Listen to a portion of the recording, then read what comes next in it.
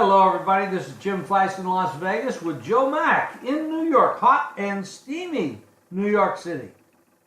Good morning, Joe. Hello. Hey, Jim. Everything's good here. Like I said, hot and steamy, and we got two preseason games coming up the next couple of nights with the Giants, Browns Thursday, and I got the Falcons at the Jets sharing the same building there at the Meadowlands on Friday. So we're going to see what kind of shape these players are in because they're going to get tested in this heat and humidity. Well, it's interesting. Let's talk a little bit about in Cleveland. The line on this game opened Giants 3. It is now 1 on the other side. Cleveland is now a 1-point favorite. Yes, I saw that. I have to admit, I did not see much of the Hard Knocks last night on HBO. I'm going to try to catch it the next time they have it on. But, yeah, somebody out there is betting on the Browns here in this first full week of preseason. I mean, it's no surprise with the Giants. Obviously, they're not going to let guys like Eli Manning, Beckham's not going to play the whole preseason, whether he winds up signing his contract or not. So the scuttlebutt here is that we're going to see Davis Webb play for at least a quarter, and then they're going to look at their third and fourth string quarterbacks, including that kid they drafted, Lauletta, who they're pretty high on. But I don't think right now. I think the Giants they've got some issues. I mean, they're getting a lot of publicity, good publicity in this neck of the woods. Everyone seems to think they're going to have this dynamic offense. I'm not totally sure yet, but I know one thing about this game, and I know it's mostly backups and whatnot playing, but the Giants secondary is kind of ravaged. They waived a couple of guys in the offseason and moved a couple of guys around, and they've just been kind of decimated with different kind of injuries and illnesses.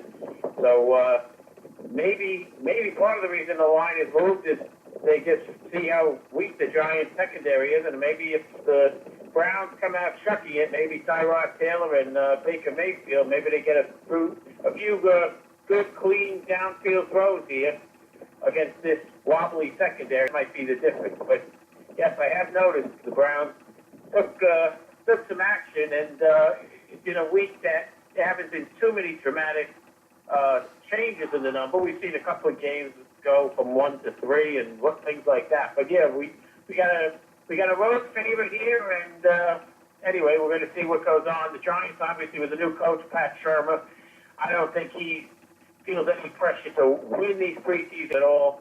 So this might be a case where the Giants play a lot of third stringers, fourth stringers, guys that are not going to be on the roster, while the Browns probably going to play some more guys that have a chance to make the team here.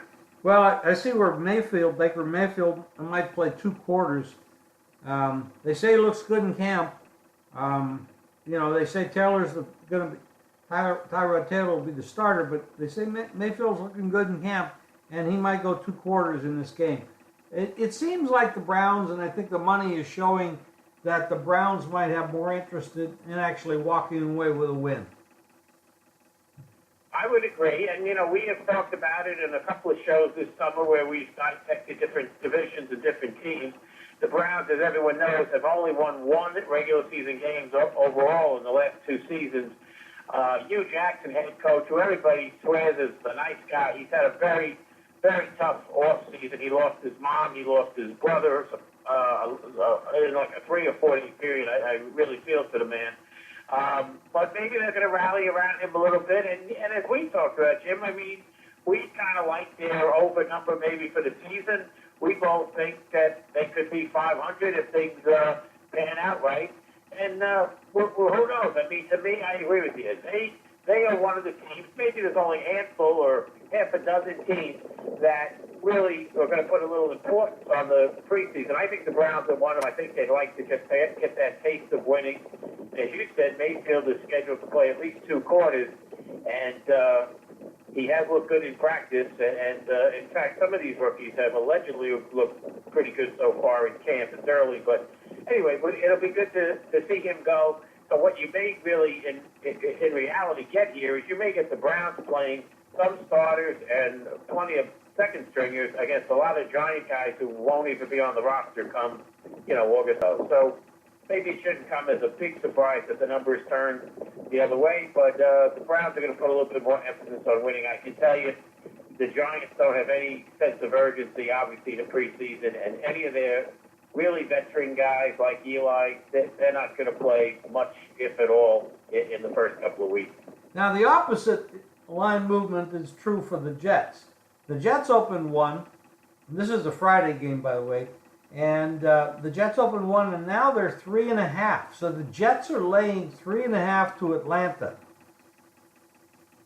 Right, and they've been very happy with Sam Darnold so far in practice. Again, I mean, the guy's had a couple of days where they said he threw a couple of passes short or maybe didn't read the defense. But overall, he's really been getting rave reviews so far. But let's be fair. I mean, I've been around this neck of the woods for a long time. The Jets have been searching for a decent quarterback for, the better part of the last 50 years. I mean, they thought they had it with Mark Sanchez about 10 years ago.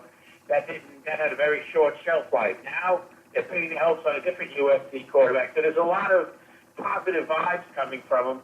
And as you said, the number is kicked up from 1 to 3.5. Donald's going to get some time here. They probably are not going to play the guy who really was their starter last year, Josh McCown. They didn't play him much in the preseason last year. They really don't want him to take any unnecessary hits here for this year because I think that deep down, I think their plan is that McCown will start the season unless Darnold just completely, knocks everybody out. And then, they're looking to look at Teddy Bridgewater. I know there's reports that the Jets are really just showcasing Bridgewater. I'm not sure about that. They may carry 3 quarterbacks. So if you get Darnold and Bridgewater playing the majority of the snaps here, and the Falcons are going to go second, third stringers right from the get-go. Again, the Jets probably, I don't want to use the word urgency here, but the Jets have more of a desire to win, get a good feeling to kick off the season. For the Falcons, they're a veteran team. We know where they stand. I mean, if they play decent ball this year and perk up their offense a bit, as I had said to you on an earlier podcast, I think the Falcons will probably win the NFC West. I think they'll nip out New Orleans. And they're not going to play many guys here. They know what they've got. They're a veteran team in a lot of ways. They really maybe have 2 positions that are open.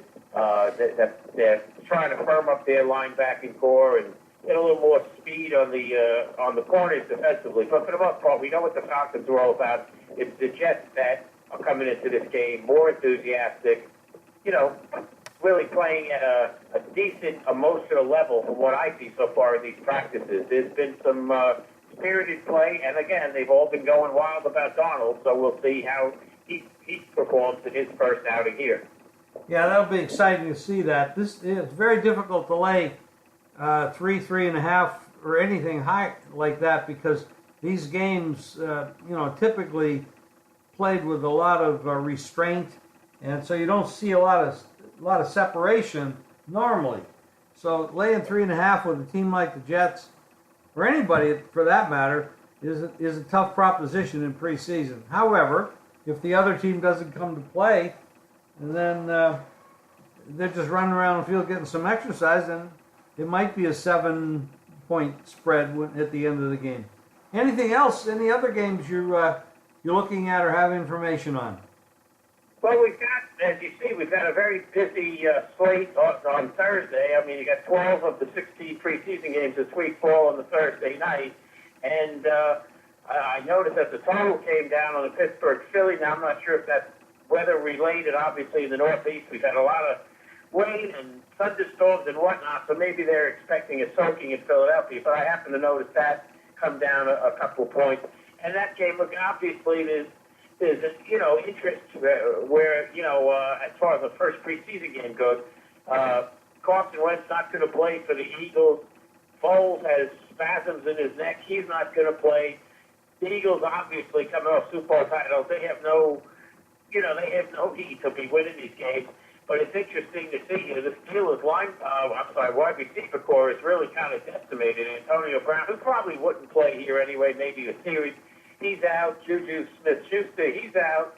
So you're getting a really short depth both in this game, and you're going to get a lot of second stringers. And again, maybe if it's not the weather, then maybe with lack of offensive punch, this totals number has come down from 35.5 the other day down to 33.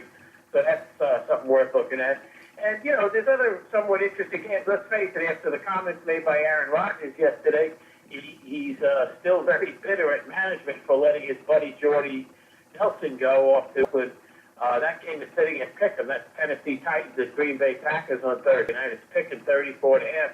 But let's face it, Rodgers, he didn't hold back his feelings. I mean, he used some salty language and said the young guys, the young wide receivers, weren't putting in the effort.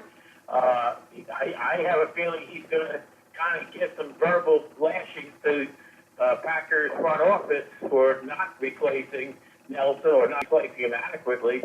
And so we're going to see. I think you're going to see the Packers maybe try to prove that their receivers are NFL quality, and we're going to see what they do. But anyway, again, how much interest does everybody have from a technical point of view on preseason games? But it's always kind of fun when you see a little side stories like that going on. So we'll see if Aaron Rodgers' words shook up the young receivers, and maybe they'll come up with a decent game here. I don't think Rodgers is going to play more than a series if he plays that.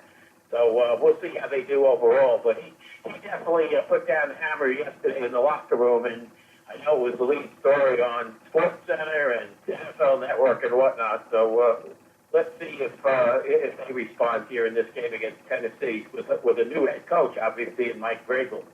Yeah, it's going to be really interesting. They got a whole coaching change down there with everybody in Tennessee after making the playoffs last year and actually winning a game. But it's really impossible for me to understand how the Green Bay Packers could move their, the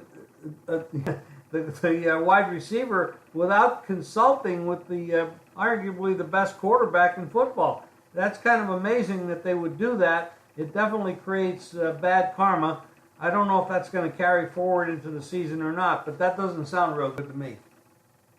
So I agree with you. I mean, it sounds very unusual. I mean, Rodgers is a lifer there. Let's face it. He started his career by keeping his mouth shut and being the backup to Favre until it became his turn. Okay, he's only won one championship, and from what I understand, one of the things he talked about with reporters yesterday is he feels like this team's had enough talent to win more than the one championship back in 2010. So he's a little ticked off about that, too, in terms of looking at it as an overview. But you're right. I mean, I can't think of too many organizations in sports, whatever league you want to pick, where if a guy's there for as long as Rodgers has been there, management wouldn't consult with him or say, listen, we plan on getting rid of this guy or we plan on adding this guy. What do you think? They apparently did it. He had no say-so, and that's part of his beef here. Plus, I think, maybe it's gone a little bit under the radar, but I think there's been times, that he and Mike McCarthy, the head coach, who's really been there this whole time Rodgers has been there, I think there's sometimes that they just generally don't agree, and who knows, maybe it's just one of these marriages that has run its course, but I agree with you 100%, Jim. I don't know why they didn't consult with him. I mean, I thought Jordy Nelson had obviously lost more than a step ever since he hurt his knee in that preseason game a few years ago against Pittsburgh. He was never the same player, never had the same explosiveness. But again, he was Rodgers' best friend, and Rodgers still thought he was an effective receiver who was probably good for 80 catches and 1,100 yards, and they just let him go. So that really has Aaron Rodgers ticked off. And we're going to see how this develops. I mean, every year you look at the Packers and they look like they're a potential Super Bowl outfit, and then maybe their defense doesn't play or whatever. They always lose a game or two. Last year, let's face it, they tried to kind of sneak Rodgers back in there after he had broken his collarbone. He didn't, he hadn't shaken off the rust. They played him there for a game or two. They got beat. They got knocked out of the playoffs, and they sat him for the last couple. Maybe he thought he got forced back into the little, I don't know. He just seems like an angry guy. And to me, if you want him to be your leader and you want him to be your quarterback for this year, next year, maybe another year, you certainly want to put the people around him that he wants. And, as they say, they're not exactly on the same page, Rodgers and management, and I think a little bit Rodgers and McCarthy. I think there's a little friction between those gentlemen. I haven't been a McCarthy fan for a long time. I think he's outlived his usefulness in that spot and should have been moved out long ago.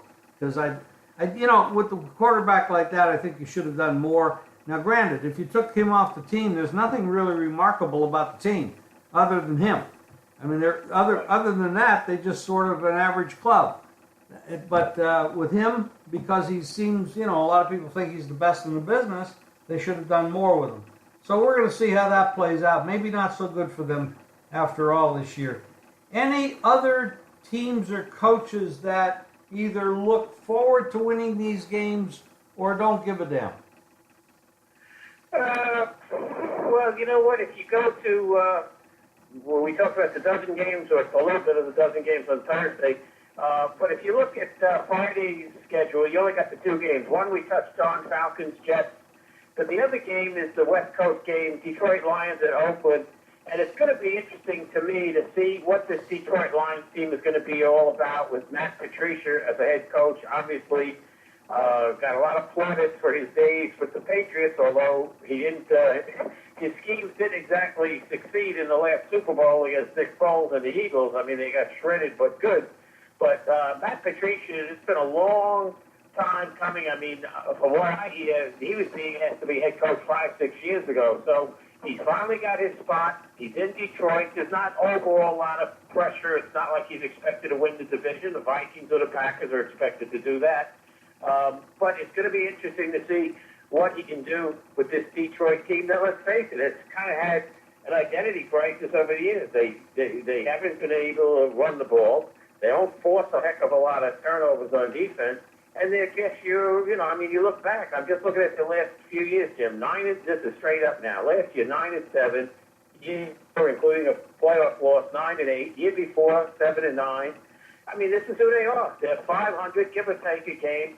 And you want to see if maybe a coach like this, and a guy that we're not sure how he's going to be as a head coach, but a guy who's been a good defensive coach, and a guy who, from what you hear over the years, him and Belichick made some great halftime adjustments. I want to see, starting here against the Raiders, what he's going to be all about. Is he going to be more about blitzing? Is this team going to be more aggressive? Is this team going to be a little more, a little more balanced on offense, where Matt Stafford has been a Pro Bowl quarterback for many years, but again, as we said once before, he's never won a single playoff game. And so I'm going to be curious to see. I mean, the Lions are not a team that gets a whole lot of juice until we get to Thanksgiving. Then everybody's talking about the Lions one way or the other.